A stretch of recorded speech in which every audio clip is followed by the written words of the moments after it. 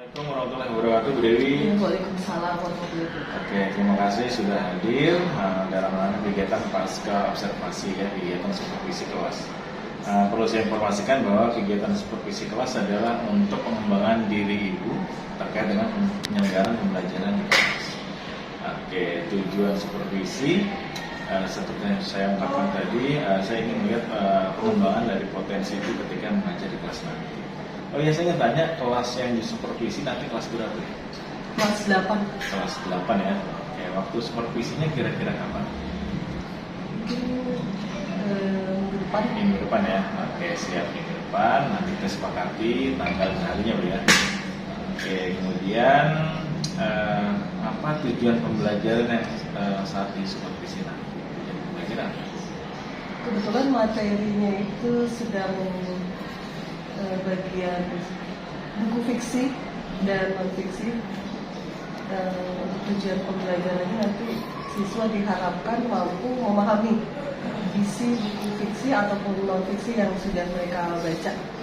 Karena kalau melihat kondisi di lapangan, motivasi anak untuk membaca itu sangat rendah. Jadi saya tertarik untuk meningkatkan motivasi mereka membaca. Baca ya. Sekali, kemudian aspek pengembangan apa yang ingin Ibu capai dalam pembelajaran tersebut? Aspeknya pertama mereka itu minimal menyukai dulu ya, menyukai buku. Karena untuk anak sekarang kan kondisinya antara buku dengan handphone ya Pak ya, tidak munafik, mereka lebih banyak cenderung penggunaan handphone. Jadi saya ingin anak-anak lebih dekat dengan buku. Jadi aspek yang pertama kali saya harapkan mereka memiliki keinginan membaca buku. Jadi Ibu ingin anak-anak itu beralih ya dari kegiatan lebih banyak di handphone kepada kegiatan membaca buku. Kemudian strategi apa yang akan diterapkan di dalam belajar di kelas nanti? Strateginya yang pertama, kebetulan ada 2 buku yang diminta, jadi anak-anak nanti boleh memilih buku fiksi atau non fiksi. Jadi untuk judulnya saya akan berikan kebebasan, artinya tidak memaksakan satu judul buku. Jadi anak-anak nanti silakan memilih buku yang mereka sukai. Nah, selanjutnya saya akan minta anak-anak untuk memahami buku yang sudah mereka baca secara lebih dalam. Berarti ada diferensiasi kontekstual ya, karena siswa diharuskan untuk memilih sendiri ya, membaca mereka sebagai peminati. Oke, harapan untuk kedepannya apa nih dari pembelajaran ini? Saya sangat berharap nanti selanjutnya setelah kegiatan mereka suka dengan buku fiksi ataupun non fiksi, selanjutnya mereka punya target minimal, entah itu 3 bulan sekali mereka baca buku dalam hidup mereka, ataupun mungkin paling lama itu dalam 1 tahun minimal ada buku yang mereka pernah baca, 1 ataupun 2. Karena ketika saya mengawali pembelajaran, beberapa anak yang saya tanya itu dalam 1 tahun mereka tidak membaca buku sama sekali dalam 1 tahun. Apalagi dalam kondisi 3 bulan itu, apalagi mereka sama saya tidak membaca gitu. Artinya itu sangat miris sekali gitu. Ya, dibanding kalau kita lihat mereka penggunaan HP itu luar biasa ya Pak ya. Baik, menarik sekali ini Bu perbincangan kita. Semoga nanti di kelas actionnya lebih oke lagi, lebih menarik lagi, dan menjadi sebuah tantangan Bu ya. Ini agar anak-anak itu memiliki interest yang tinggi, minat yang tinggi dalam membaca buku. Iya betul Pak. Baik, nanti saya akan datang ke kelas Ibu nanti secara supervisi kelas. Semoga sukses. Terima kasih Bu. Sama-sama Pak Gus.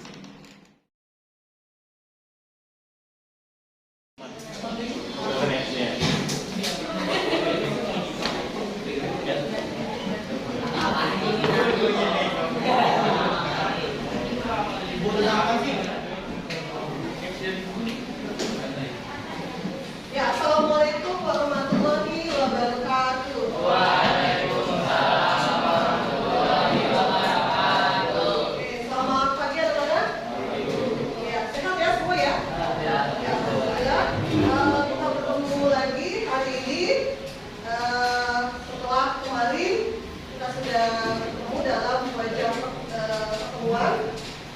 Hari ini kita akan melanjutkan pertemuan minggu kemarin ya. Sebelum kita mulai belajar, saya minta tolong satu orang pimpin doa.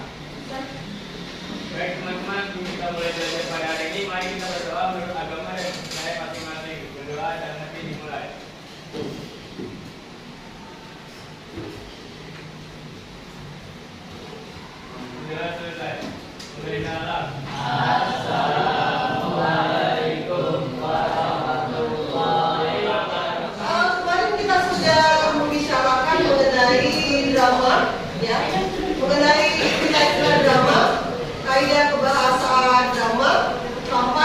saya akan minta anak-anak untuk praktek drama minggu depan, gitu ya.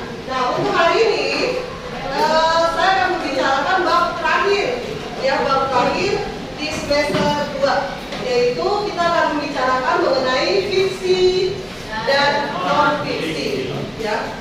Tapi pembahasan yang akan kita bicarakan adalah mengenai mengungkapkan kembali informasi yang nanti akan anak-anak dengar atau anak-anak tonton, baik fiksi maupun non fiksi, ya. Selanjutnya kita akan bicarakan kompetensi dasarnya. Saya akan minta anak-anak untuk menceritakan kembali, ya, isi buku, bisa dari fiksi dan non fiksi yang nanti bisa kita dengar ataupun kita baca, gitu ya. Kompetensi dasarnya selanjutnya adalah tujuan. Nah, tujuan pembelajarannya, saya akan minta anak-anak untuk praktek di depan, ya, untuk mengungkapkan kembali apa yang sudah anak-anak dengar dan sudah dilihat, baik sumber dari buku fiksi maupun non fiksi, gitu ya. Nah, sebelum Budi lanjut, apa bedanya fiksi sama non fiksi? Fiksi itu kategori cerita yang seperti apa? Kemudian kalau non fiksi, kalau saya tanya contoh atau bentuk karya sastra fiksi kayak apa ya? Novel. Oke, komik, betul, pintar. Ada lagi? Film, boleh. Kalau non fiksi kayak apa? Buku pelajaran. Apa lagi? Tulis sejarah, pintar. Ada lagi? Oke, pintar. Berarti anak sudah bisa bedain ya? Oke, jadi lanjut.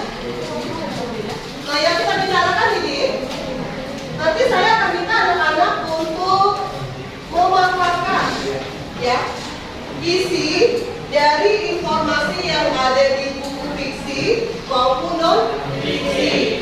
Kategorinya ada 6 ya anak-anak nih. Ada identitas, ada orientasi, ya, ada sinopsis, tafsiran, evaluasi, dan rangkuman, ya. Kalau kita bicarakan identitas, berarti kita ngomongin kulit luar sebuah karya sastra. Ini ada buku nih.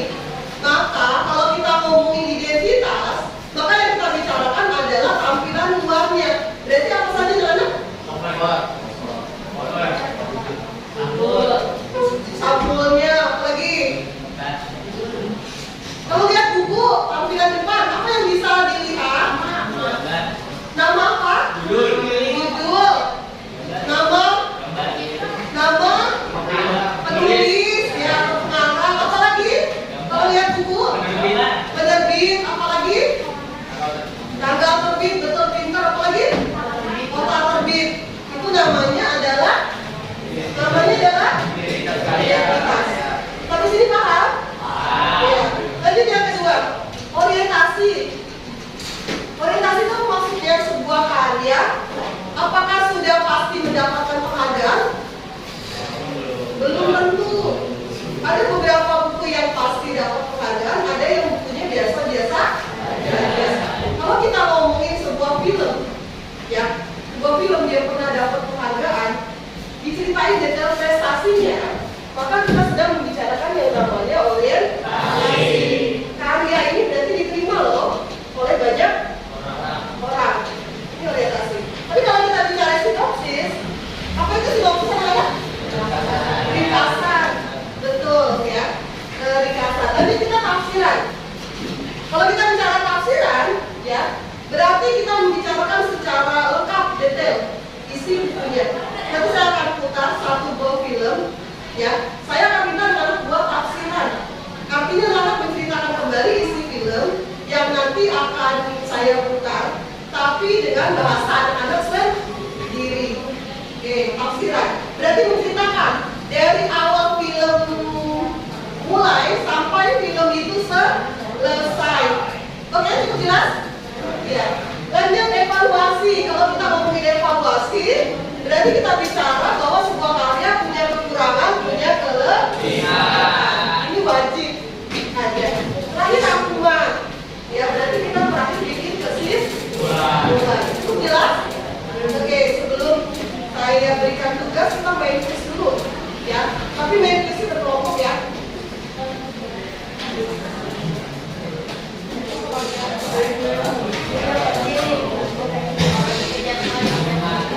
Kita mulai dari yang agak sulit dulu, ya.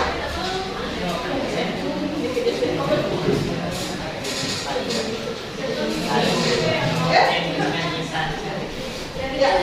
Saya minta tolong tiap kelompok perwakilan satu orang untuk main quiz. Ya, kita mulai dari ini. Saya akan kelompok satu ya. Lalu ini kelompok 2, ini kelompok 3, ini kelompok 4, dan belakang kelompok 5. Oke, kita mulai main dari kelompok 1 dulu. Siapa yang mau main? Rakak bisa. Kakak, boleh silakan. Ini tema permainannya adalah seperti biasa ya. Dikejar setan. Oke. Ayo, Satu kelompok, satu pertanyaan. Jadi hanya menjawab satu pertanyaan. Di quiz. Di videonya sama. Silakan disimak. Tolong disimak. Ya, silakan kita mulai. Kita lihat pertanyaannya.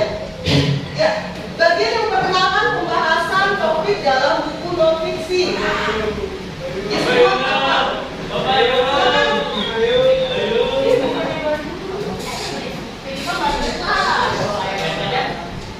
Kalau ini jalan ini kita ini kanan kiri atas bawah kita harus jalan dulu. Jawabannya apa? Bagian yang memperkenalkan pembahasan topik kelompok 1.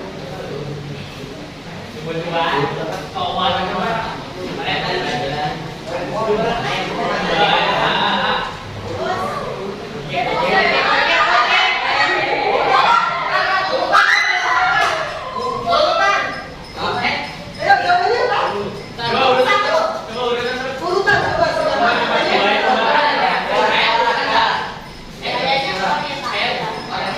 Ya, satu salah. Ya, oke sudah. Gantian kelompok 2.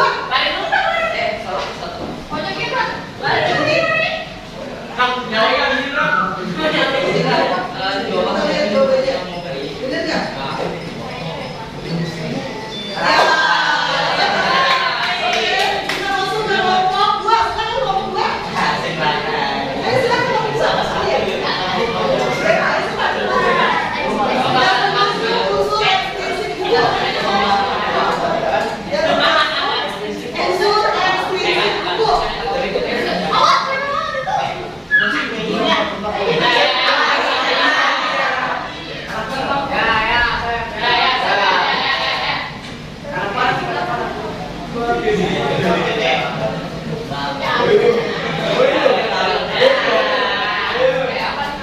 Jawabannya apa? Tokoh, tema, pandangan hidup atau alur. Kelompok 2. Eksklusif.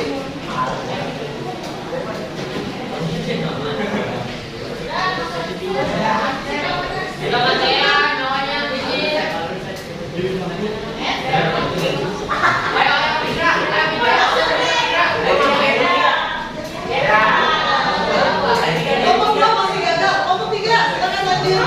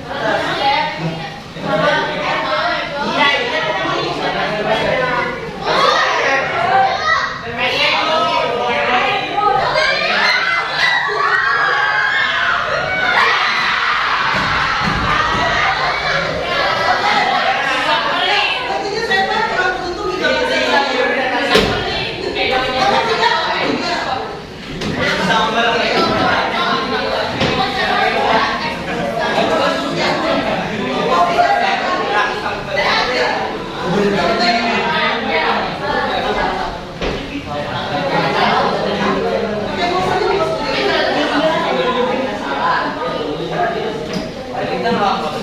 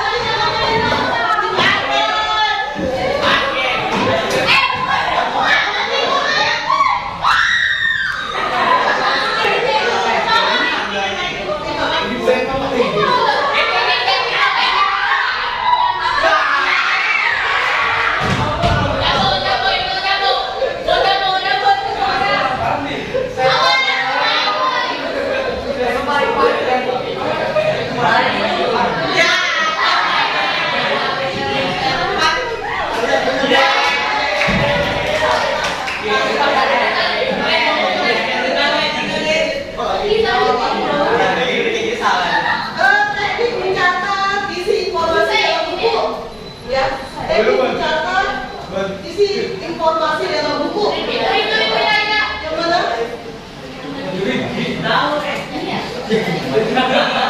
Apa ini tinggian soal? Yang mana jawabannya? Jawabannya jadi doang. Ibu tinggian.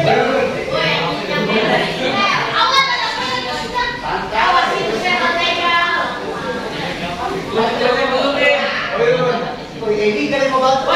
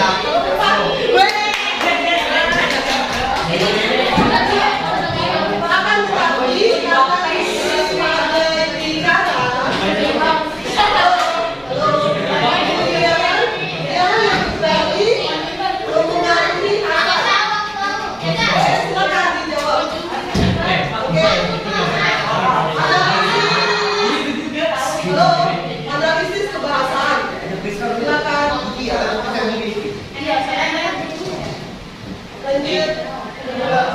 Lanjut siapa? Kelompok 4.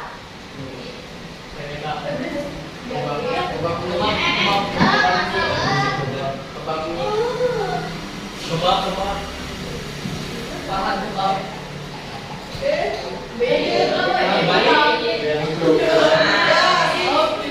Kelompok 3 silakan perwakilan. Judul pengalaman penerbit tahun lagi halaman yang bukan buku, kategorinya dinamakan apa?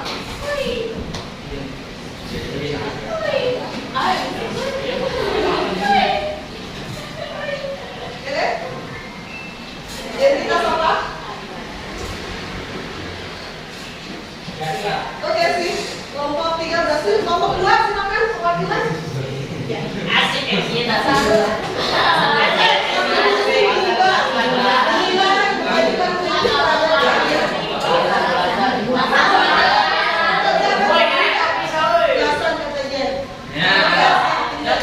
Lanjut kelompok 1.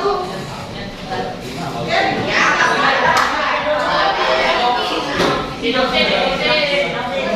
Kelompok 1 kayaknya Pak. Oke, kita lihat jawabannya betul nggak?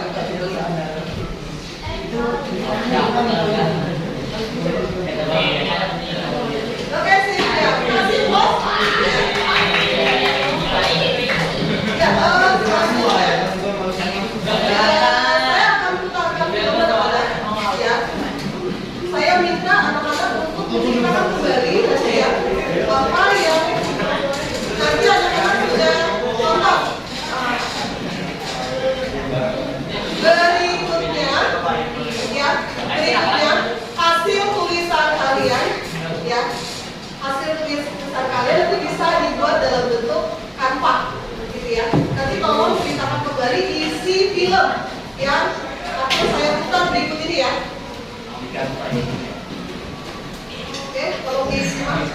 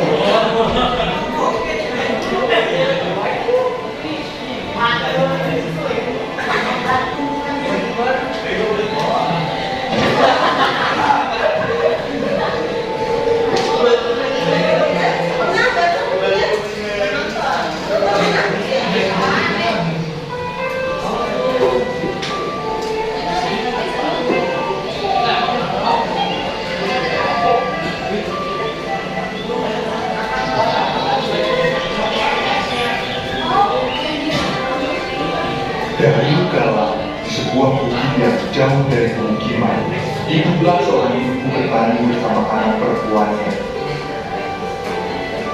Setiap hari sang ibu harus bekerja keras menanam sayuran dan menjualnya ke pasar demi menyambung hidup, dikarenakan sang suami telah tiada.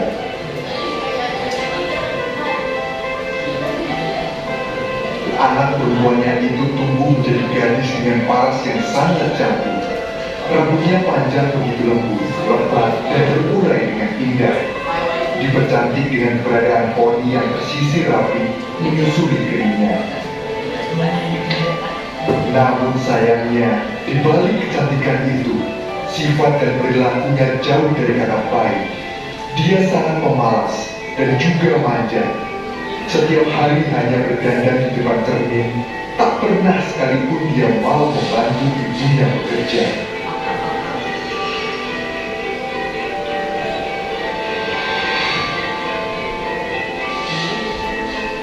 Selain itu, dia juga suka membentak dan mengambil upah dari kerja keras ibunya dengan alasan agar ia selalu terlihat cantik.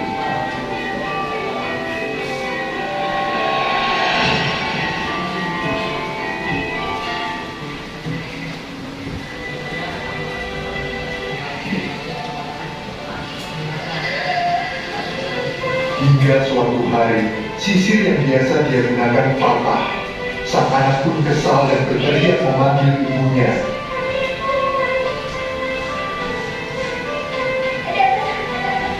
Dia meminta untuk diberikan sisir sekaligus perhiasan baru. Sang ibu memberitahu anaknya bahwa dirinya hanya sanggup memberikan sisir, tidak dengan perhiasan baru. Mendengar jawaban itu, sang anak sangat marah dan mengancam akan pergi dari rumah.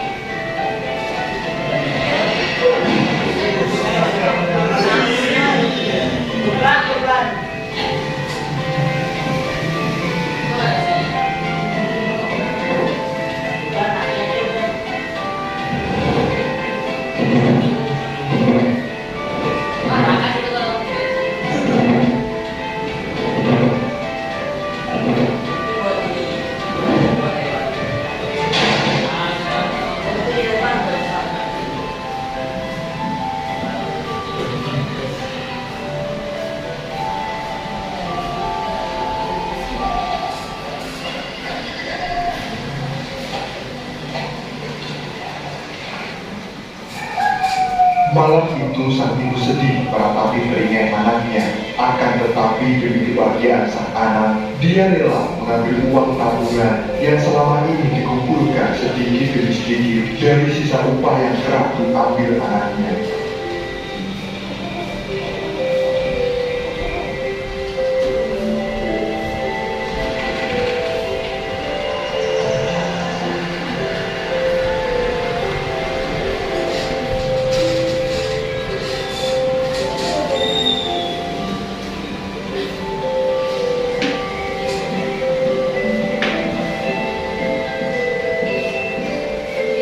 Keesokan hari sang ibu mengajaknya pergi ke pasar untuk menjual sayur serta memberikan barang yang diinginkan.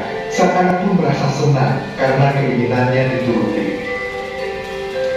Ibunya pun turut bahagia. Dia rela menghabiskan tabungan asalkan putri sematawayangnya bisa tersenyum.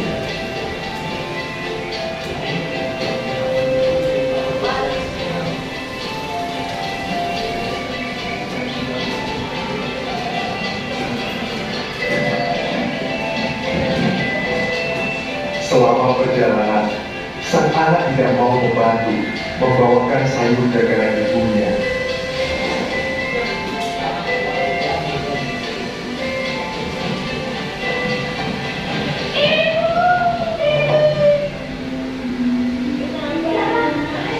Sudah, diam. Naik keluar.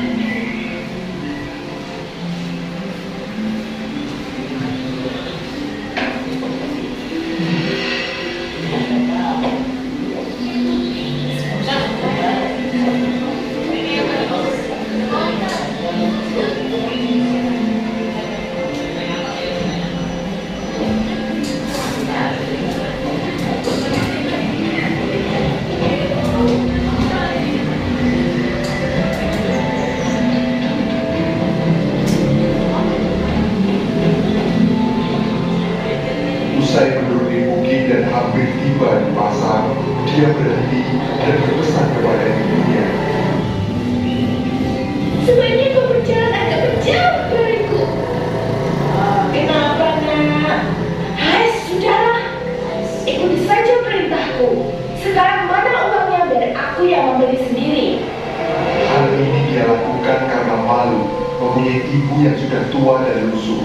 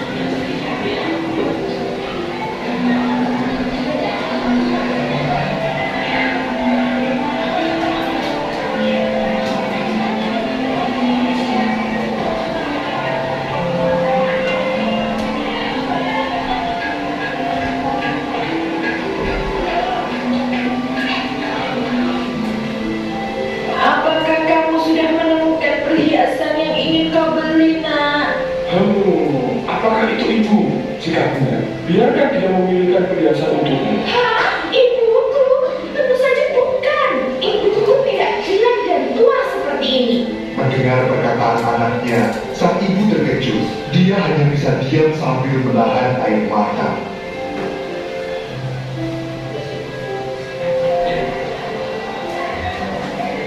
Setelah mendapatkan perhiasan, sang anak ingin membeli sisir yang berada tak jauh dari kamar itu. Saat sedang berjalan, tak sengaja seorang pemuda menabraknya. Dengan sigap pemuda tersebut membantunya untuk berdiri, namun ketika akan mengulurkan tangan, gadis itu menolaknya mentah-mentah. Dia pun marah dan menghina pemuda tersebut. Si pemuda hanya bisa diam dan tertunduk malu. Orang-orang pun mulai berkerumun melihat kejadian itu. Sang ibu mendekat dan ingin menghampiri anaknya. Namun sang anak menengok melihat ibunya dengan tatap marah, seolah memberikan isyarat agar tidak mendekat. Melihat itu, sang ibu pun mengurungkan niatnya. Usai membeli sisir, mereka pun pulang. Gadis itu masih tidak mau berjalan berdekatan dengan sang ibu.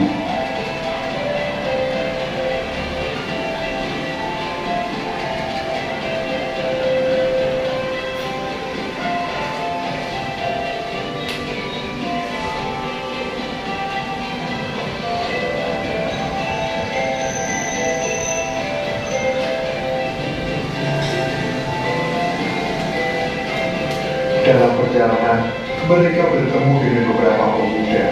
Hei Nona, kau nampak begitu cantik, berbeda dengan gadis-gadis di sekitar sini. Kalau boleh tahu, di mana kau tinggal? Tentu saja aku cantik karena aku selalu merawat tubuhku. Melihat anaknya dikelilingi oleh beberapa pemuda, sang ibu merasa khawatir. Siapa mereka, Nak?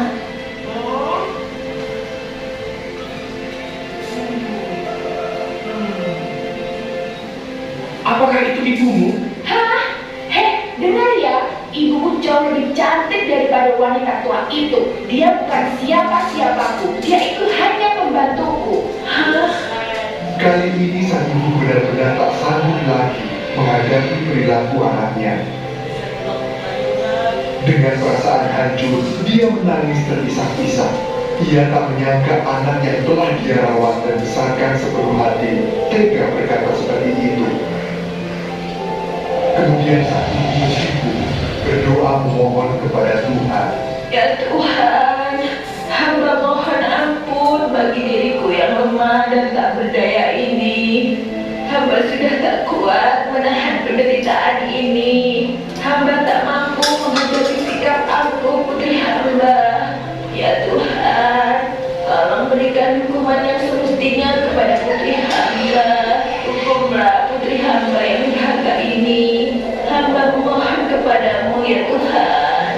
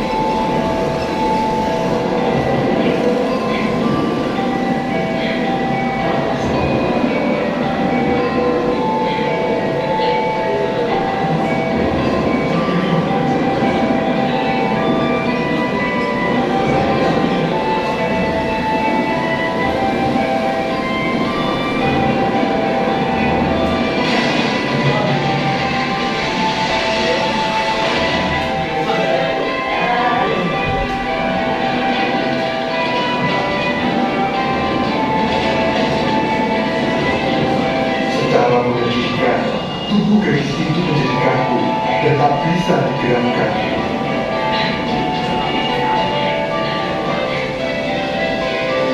Ibu, ada apa dengan tubuhku? Kenapa kakiku tidak bisa digerakkan? Hah?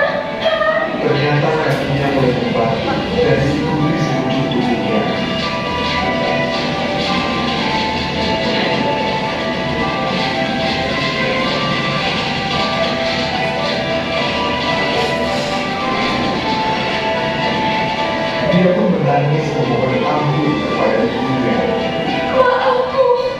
Maafkan aku. Aku berjanji tidak akan pernah mengulanginya. Aku mengaku salah karena tidak menganggapmu sebagai ibuku. Maaf.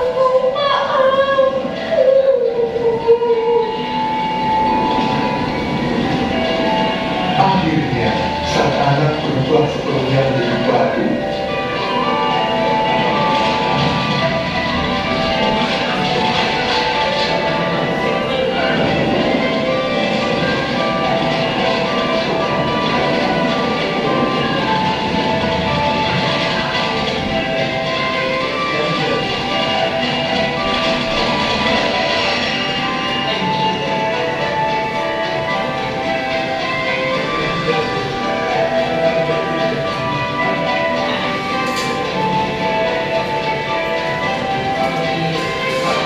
Sang ibu memeluk batu tersebut dan dari dalam batu terus mengalir air mata sang anak.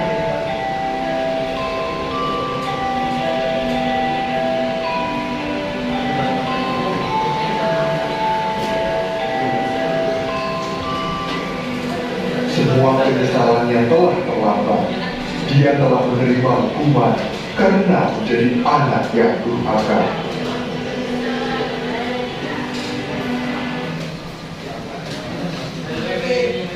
Ya, filmnya itu menarik atau tidak?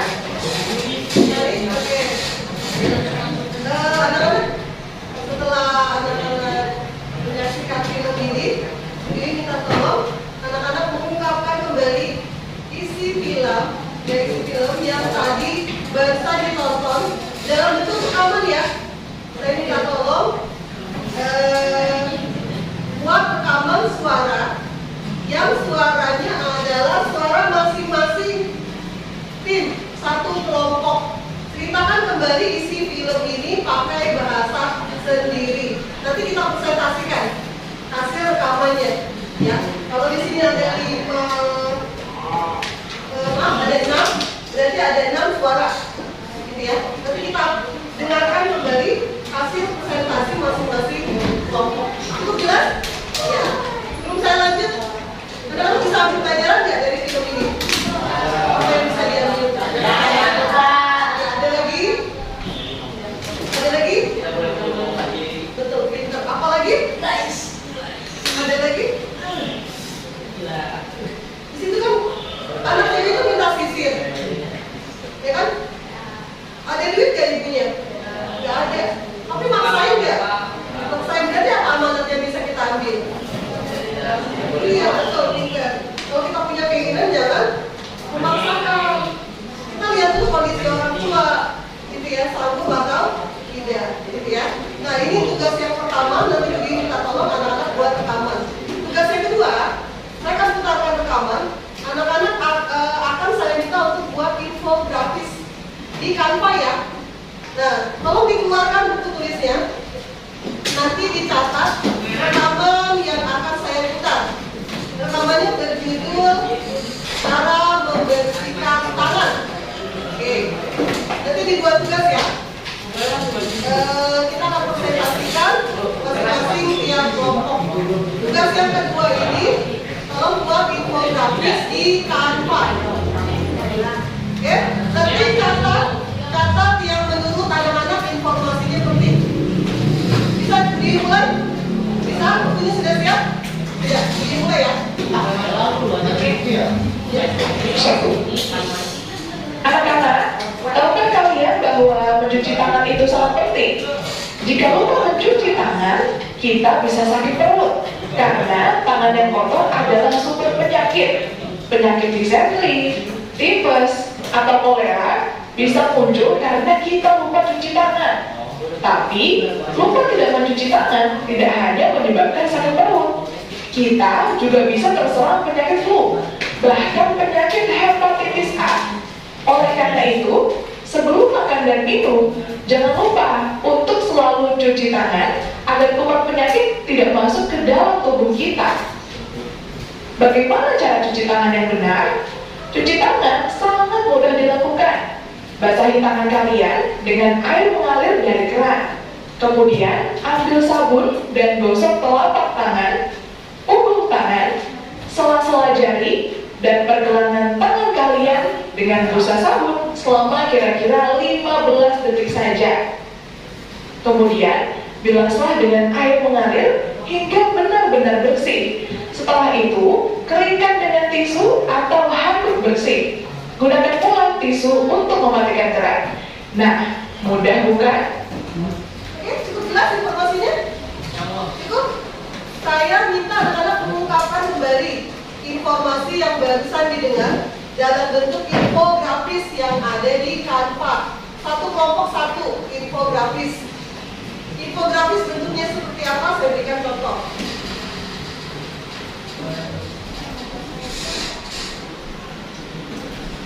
Ini infografis ya. Desainnya sudah ada. Nanti anak-anak tinggal pilih desain yang anak-anak suka. Ini ya.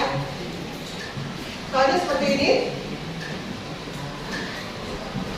Sebentar saya ambil contoh yang lain. Nah, seperti ini misalnya. Nah, tapi temanya tadi adalah bagaimana cara mencuci tangan yang benar. Atau mau bentuknya seperti ini, desainnya sudah ada di Canva.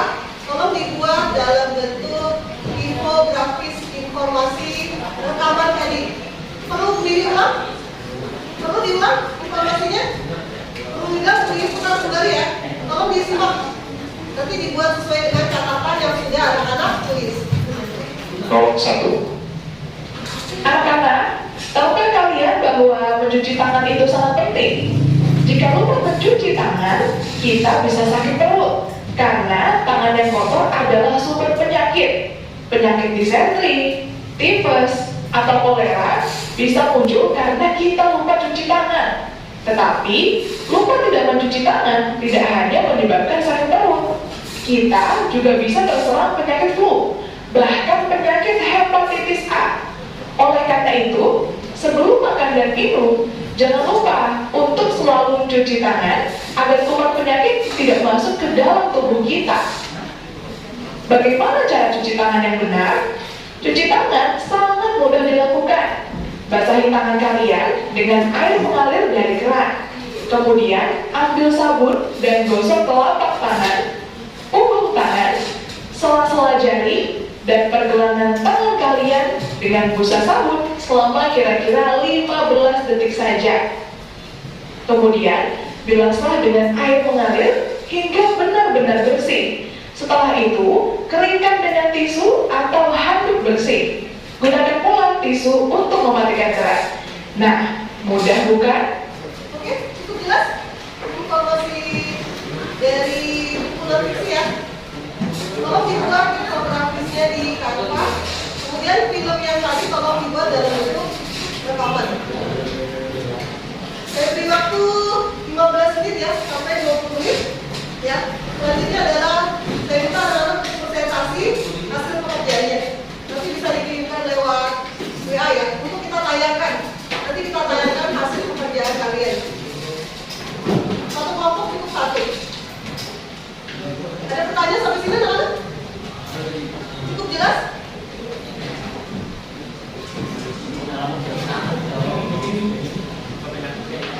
Ya.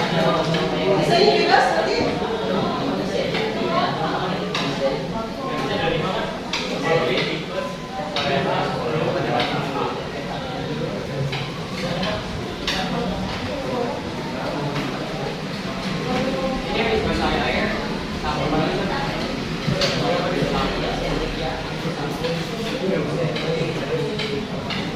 Nanti rekaman suaranya nanti suara anak-anak secara bergantian ya. Hasil dari film yang tadi saya kalian tonton.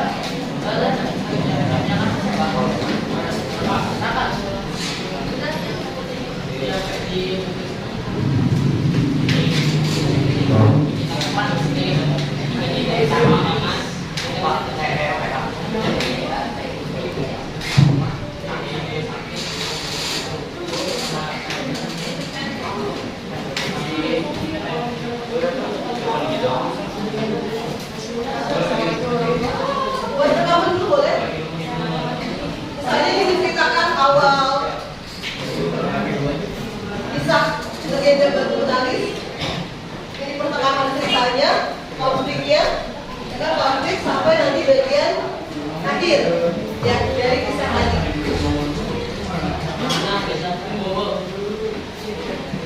Ya. Satu rekaman aja, satu rekaman satu, tapi suaranya secara bergantian.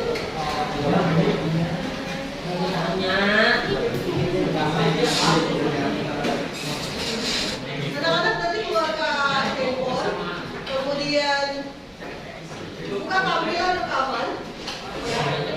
Nanti saya minta tolong masing-masing orang yang ada dalam satu kelompok menceritakan ulang atau menceritakan kembali isi film yang tadi sudah ditonton.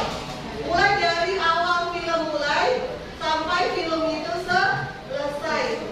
Ya. Jadi kalau satu kelompoknya ada 6 orang, berarti kita anggap 6 suara. Nanti ceritanya berkelanjutan. Misalnya, Stefan menceritakan bagian awal film dimulai. Kemudian teman berikutnya adalah menceritakan konfliknya. Konflik dimulai, konflik berjalan, konflik memanas sampai akhirnya bagian akhir dari film. Boleh penutup cerita, boleh ditambahkan amanat. Cukup jelas? Satu tim, satu rekaman. Ya. Terus yang kedua, informasi mengenai cara mencuci tangan tolong dibuat dalam bentuk infografis ya seperti ini. 15 menit saya tunggu, nanti kita presentasikan. Bu, anaknya ada nama ibu ya? Apa? Anaknya ada nama ya? Anaknya tadi namanya ada nggak? Ada nggak? Nggak ada, iya. Bukan saja, ya. Audio rekaman. Boleh kalau video itu boleh. Boleh nanti bergantian. Boleh. Mau pakai aplikasi medsos boleh, TikTok boleh, Instagram boleh. Ya. Ada yang tanya Budi boleh nggak pakai video? Boleh. Kalau pakai suara aja boleh nggak Budi? Boleh.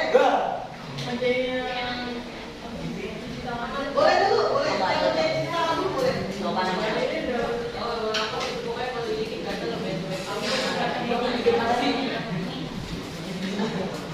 Untuk presentasi saya mulai dari kelompok 1 dulu, yang infografis. Yang pertama saya mulai dari kelompok 5 dulu. Ya, 5, 4, 3, 2, 1.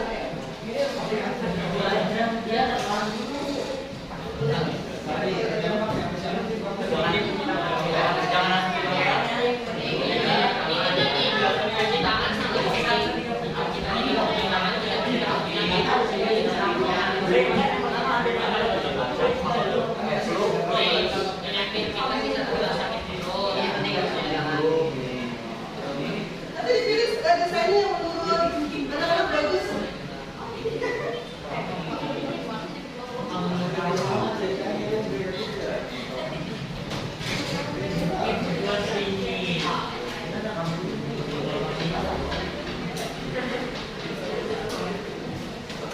Kelompok berapa ada kesulitan?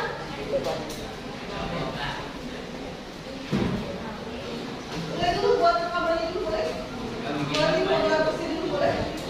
Baik.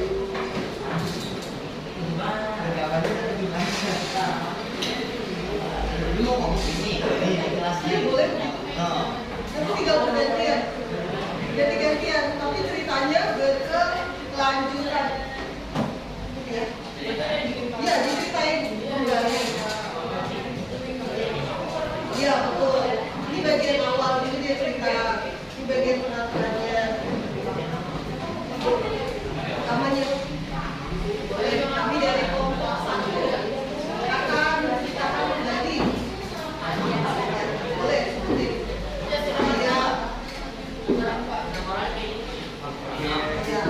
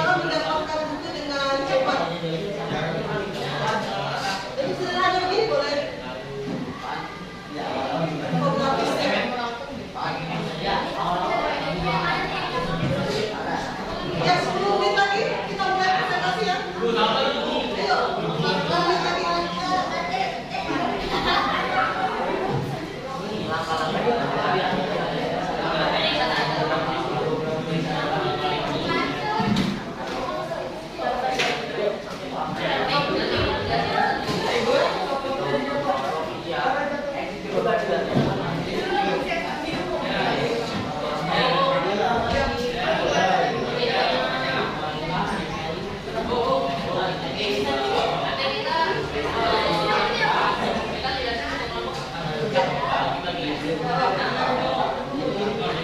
cerita bagian awal, ini bagian akhir.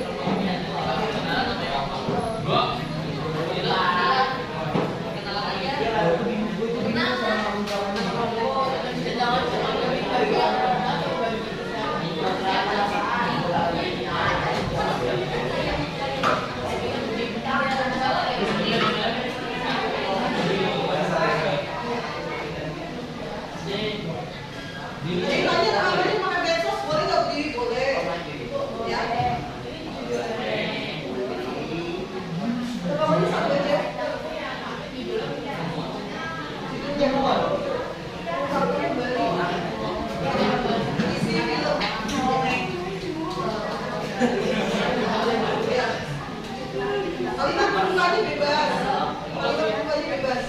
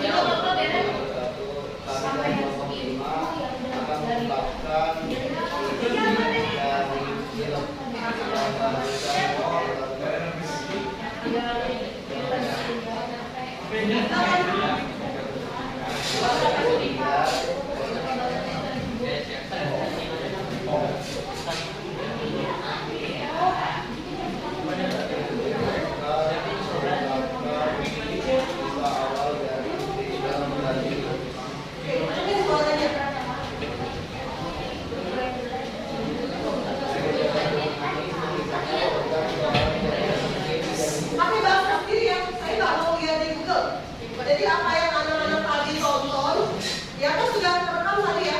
Tolong ceritakan kembali pakai bahasa kalian sendiri.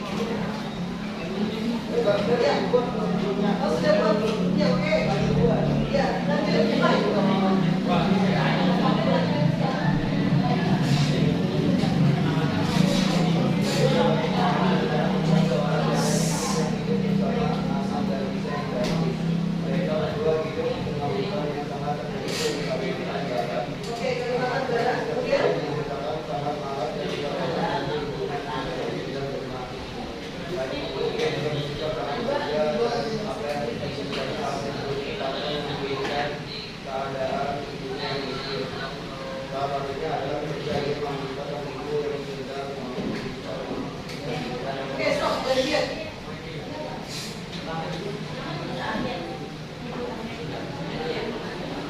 Kemudian suaranya dong.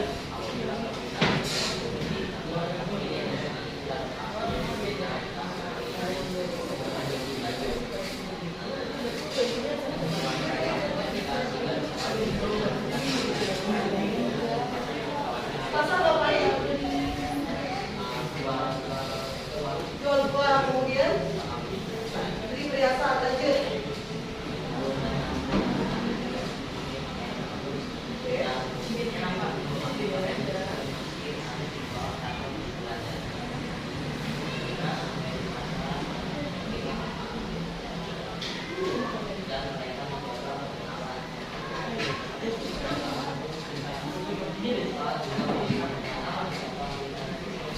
Oke, lanjut. Pasal ya, ketemu laki-laki katanya. Laki-laki tersebut tanya itu siapa? Lanjut, tanya.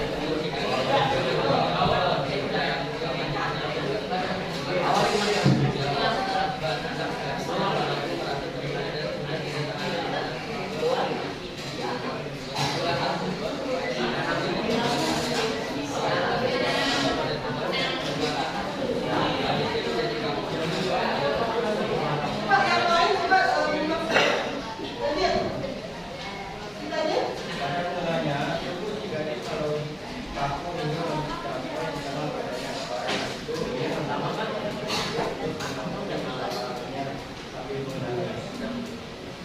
Lanjut, bagian akhirnya. Bagian akhir sudah jadi batu katanya. Kemudian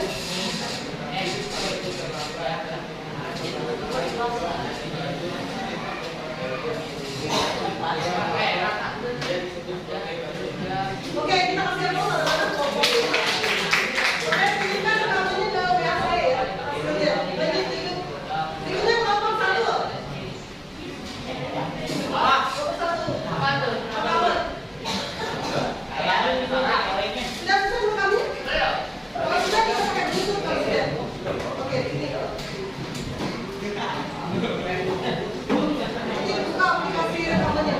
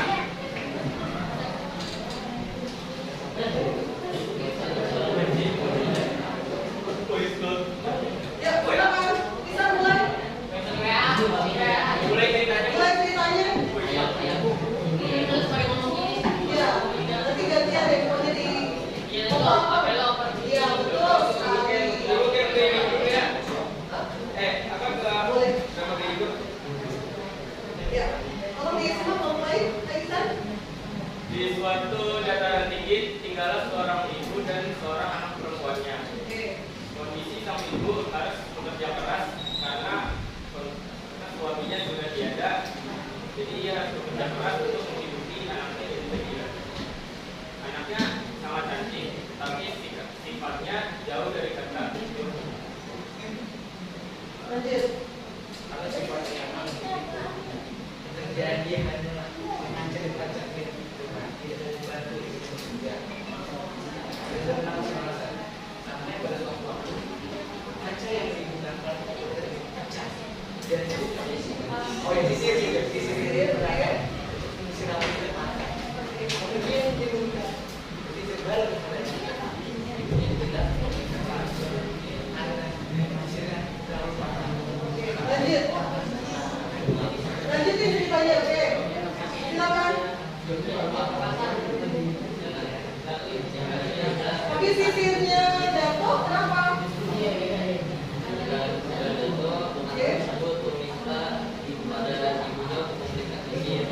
Ya, terus.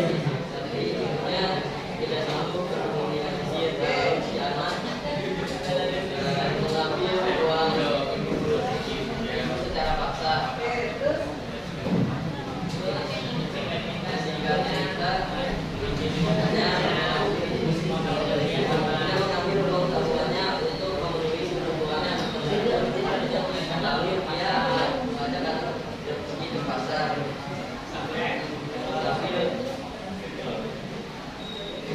Lanjut.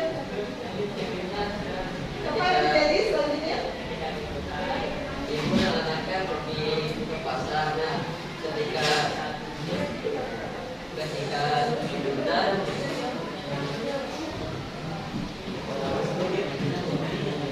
Apa yang terjadi selanjutnya?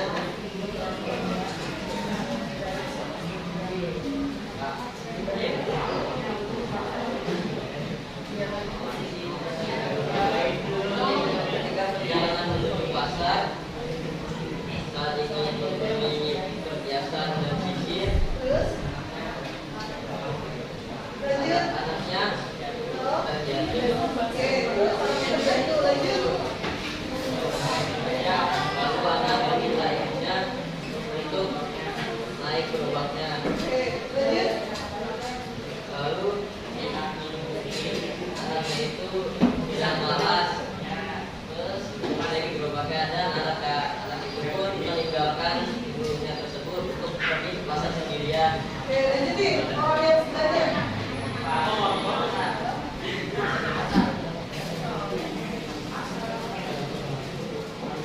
Singkat saja sudah.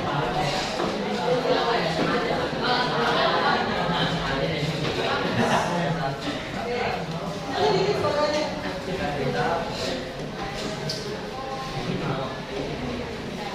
Ayo.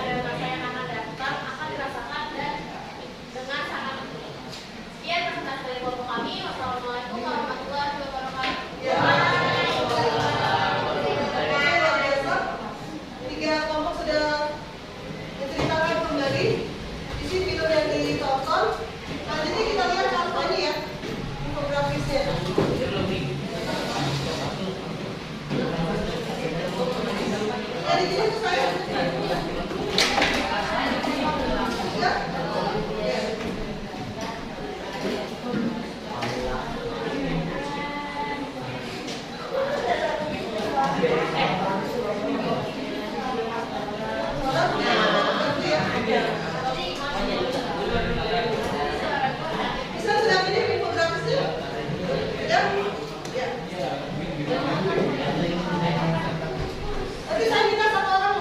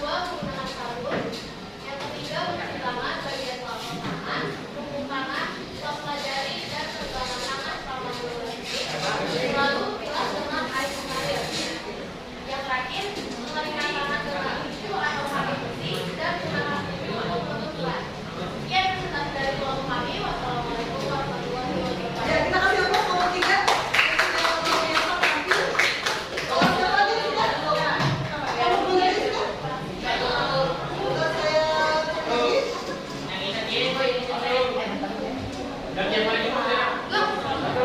Pesan ya? Ini, oke, kita lihat.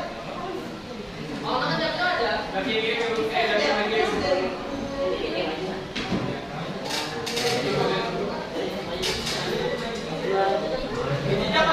Kalau menumpang di Ini infografis yang dibuat oleh kelompok berapa?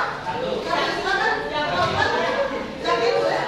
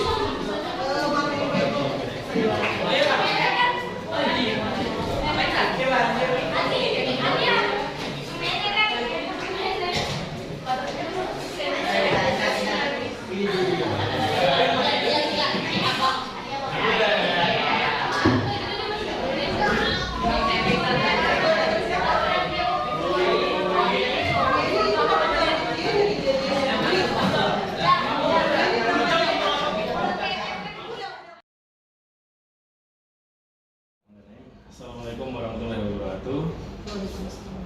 Selamat pagi Ibu Dewi.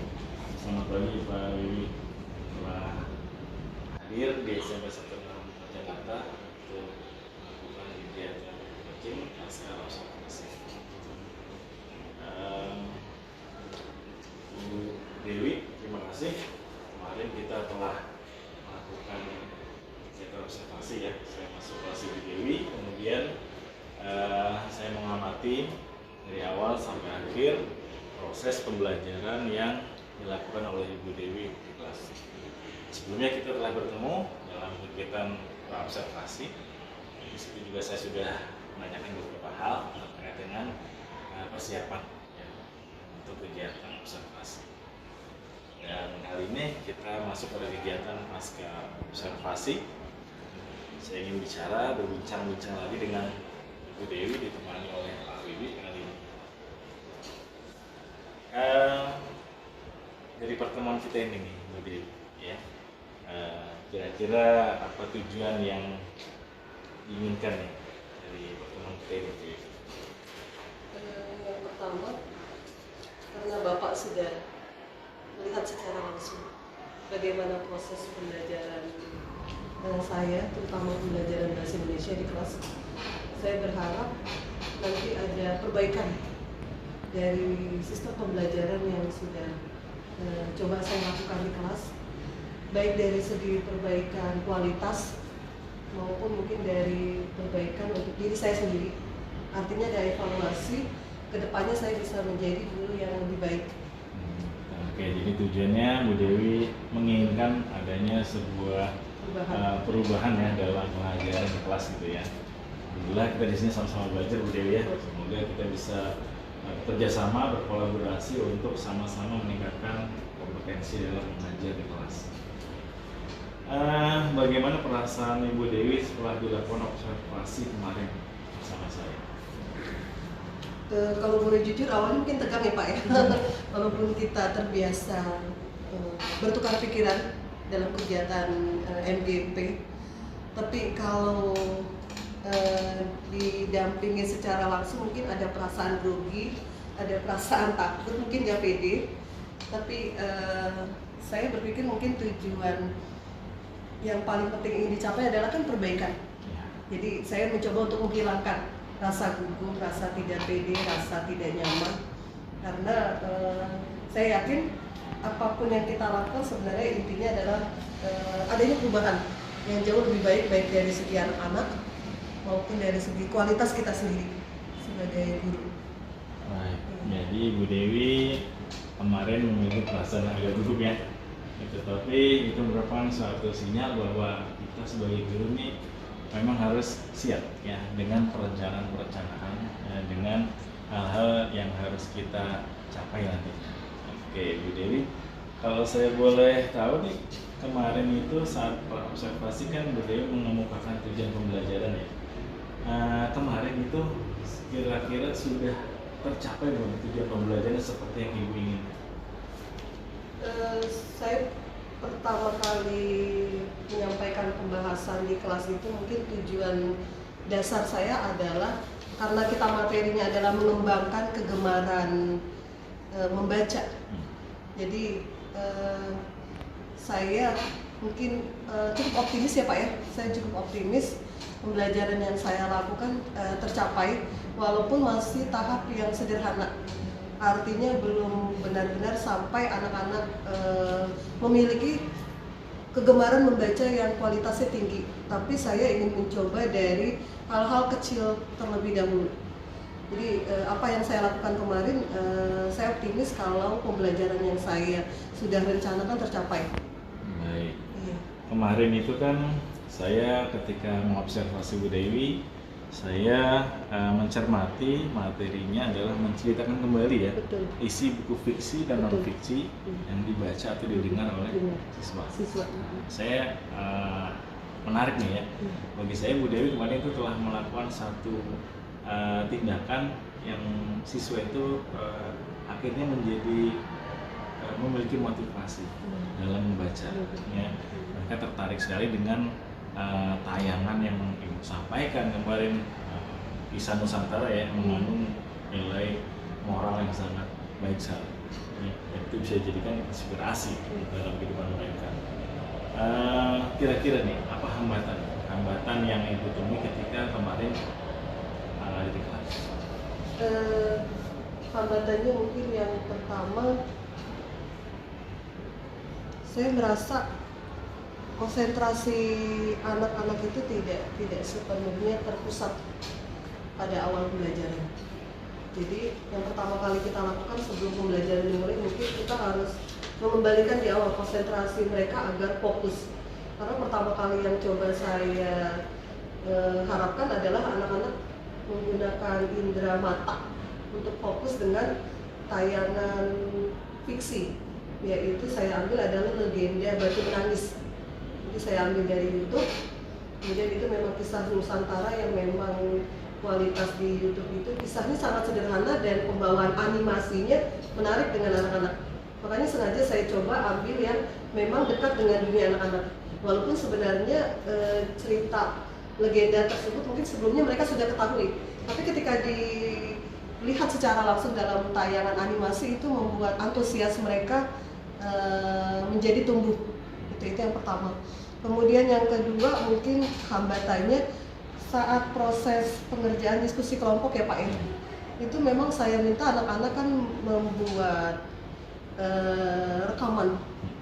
Nah, saya minta anak-anak menceritakan kembali apa yang sudah mereka lihat ataupun mereka dengar dalam bentuk rekaman. Tetapi beberapa kelompok itu tidak tepat waktu untuk menyelesaikan.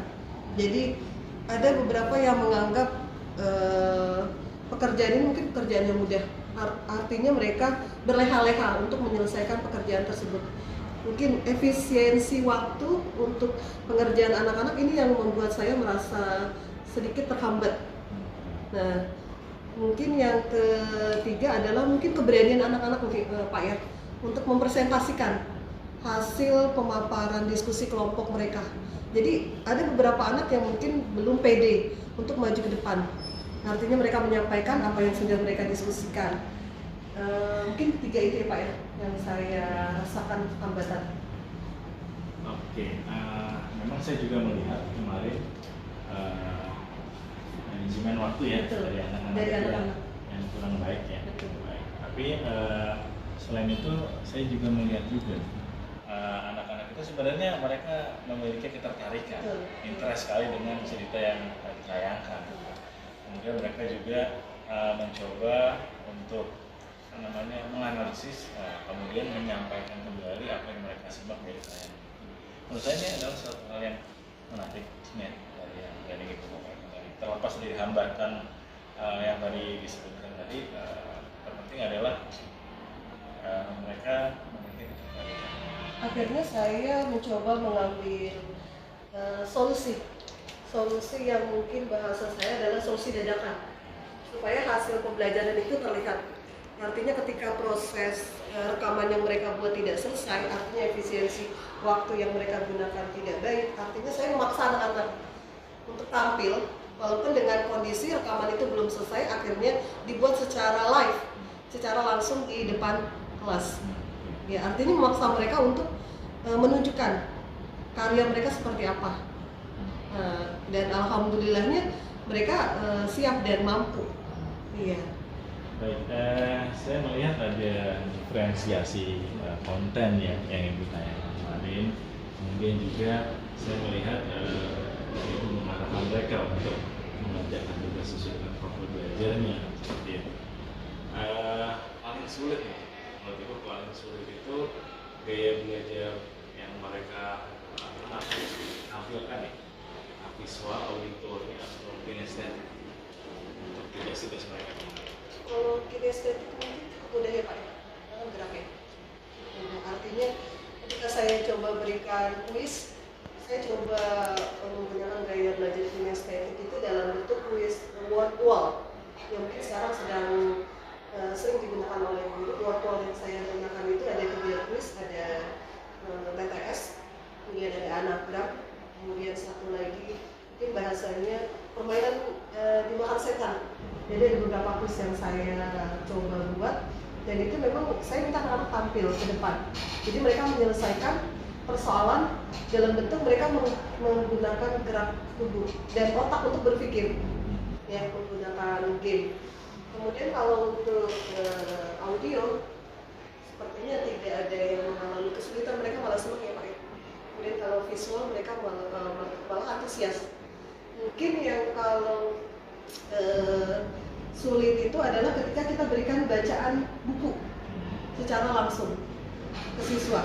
Itu antusias siswa itu saya rasa tidak sebesar ketika kita menggunakan gaya belajar visual ya, dan audio mungkin ya, seperti itu. Ya. Menarik ya, kemarin saat Ibu tampilkan mereka untuk terlibat dalam game online itu, gitu ya, itu sangat lihat sekali begitu antusias,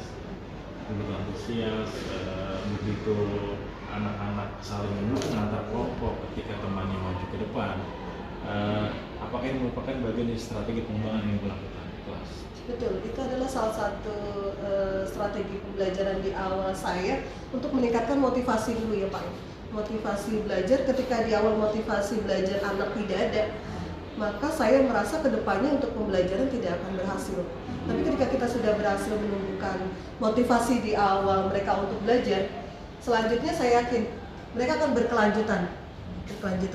Makanya saya sering mungkin tukar pikiran dengan Pak Agus, dengan senior kita Bu Ria mungkin ya.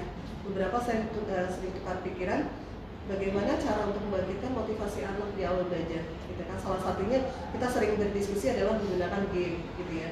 Tapi kebetulan saya mencoba game yang bersifat teknologi yang dekat dengan dunia anak. Jadi kebetulan saya mampunya itu baru belajar Wordwall ya Pak ya. Jadi beberapa aplikasi di Wordwall itu gamenya saya gunakan. Tapi karena saya mengingat waktunya ini terbatas, jadi saya hanya menggunakan 3 jenis game ya. Oke. Itu merupakan area pengembangan Ibu ya. Jadi agar anak memiliki motivasi sebelum mendalami materi pembelajaran ya. Baik, menarik sekali Bu Dewi. Apa yang dilakukan untuk melaksanakan pembelajaran yang berbasis IT ya, kemudian yang disenangi oleh anak-anak sekarang ini. Oke. Berikutnya dari kegiatan observasi yang perlu dipertahankan apa ya? Kemudian hal yang perlu diperbaiki apa gitu? Yang mulai dari perlu dipertahankan dari yang telah lakukan apa? Yang pertama mungkin yang perlu dipertahankan adalah yang pertama, kalau saya sebagai guru saya merasa saya harus melek teknologi ya Pak. Memasuki jam artinya ketika dunia anak-anak sedang gandrung atau lagi trennya belajar apa, kita jangan sampai ketinggalan. Jadi itu yang mungkin harus kita tingkatkan, satu, artinya melek teknologi. Kemudian yang kedua, saya berharap proses pembelajaran saya artinya tidak terpaku hanya dengan buku teks pelajaran, gitu ya Pak ya. Jadi kita bisa menggunakan berbagai sumber pelajaran lain. Kemudian yang mungkin harus diperbaiki Pak ya? Ya, yang harus diperbaiki mungkin adalah kalau jam-jam belajar jam siang ya Pak ya. Jam-jam siang itu mungkin kita harus, kalau bahasa saya sebagai guru, kita harus muter otak. Bagaimana menggunakan gaya belajar itu di tengah dengan kondisi anak di kelas yang tidak mendukung. Misalnya setelah olahraga itu kan fisik anak sudah capek. Kemudian misalnya setelah ulangan misalnya yang berbau hitung-hitungan, mungkin mereka sudah lelah berpikir keras. Jadi terkadang mungkin tantangan yang kita hadapi adalah di saat pembelajaran yang sudah kita desain sebagus mungkin, tetapi belum tentu bisa kita realisasikan saat situasi di kelas itu tidak mendukung. Ya. Berarti menghadapi kejenuhan anak ya, ketika jam siang. Betul. Kita masuk kelas bagaimana mensiasatinya. Iya. Rencana strategi apa yang akan dilakukan untuk menghadapi hal seperti itu? Ya. Kalau kita baru serius ya Pak ya, artinya kaku monoton dengan model pembelajaran konvensional kita terapkan di tengah kondisi seperti itu, saya yakin antusias siswa itu mungkin kurang gitu ya. Mungkin di situ kita bisa mensiasati siswa dengan penggunaan model pembelajaran yang menarik tadi, kemudian membangkitkan motivasi siswa untuk ikut terlibat secara langsung belajar. Kemudian yang ketiga artinya kita memberikan apresiasi kepada siswa yang memiliki antusias belajar. Misalnya kita berikan nilai plus di dalam pembelajaran kita, atau misalnya kita berikan secara aplaus langsung di kelas, gitu ya Pak ya. Artinya mereka dihargai bahwa mereka sudah terlibat langsung dalam pembelajaran. Pembelajaran yang menarik, kemudian juga memberikan sebuah penghargaan reward ya untuk mensiasati itu semua. Kapan Ibu akan melakukan hal itu agar pembelajaran tidak boring ketika siang hari? Kalau misalnya setiap pembelajaran sebelum dimulai, biasanya saya memberikan kuis yang sifatnya adalah materi yang sebelumnya sudah saya bahas, artinya mengingatkan kembali. Nah, ketika materi yang kita bahas hari ini adalah materi kelanjutan, maka saya selalu menekankan kanal untuk mengulas ulang sejauh mana mereka memahami apa yang sudah kita pernah bahas sebelumnya. Mungkin saya bisa memberikan semacam kuis yang sederhana, kemudian ketika mereka bisa menjawab, kadang-kadang saya berikan susu satu kotak, gitu ya, satu kotak, atau mungkin sedikit coklat, gitu ya. Kemudian atau di dalam buku nilai itu saya berikan nilai tambahan. Jadi saya memberikan apresiasi itu secara langsung, secara apa adanya. Jadi ketika mereka yang tidak memiliki rasa pede, kemudian tidak berani menjawab, mereka sedikit tertarik dengan pancingan yang kita berikan, gitu ya.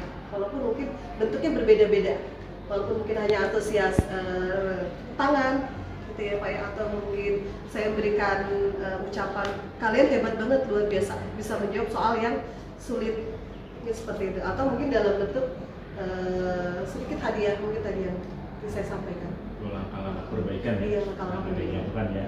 Satu di antaranya adalah memberikan stimulus apresiasi agar mereka memiliki ketertarikan untuk belajar bahasa Indonesia bersama Ibu, terutama di jam-jam siang. Baik, Bu Dewi, terima kasih.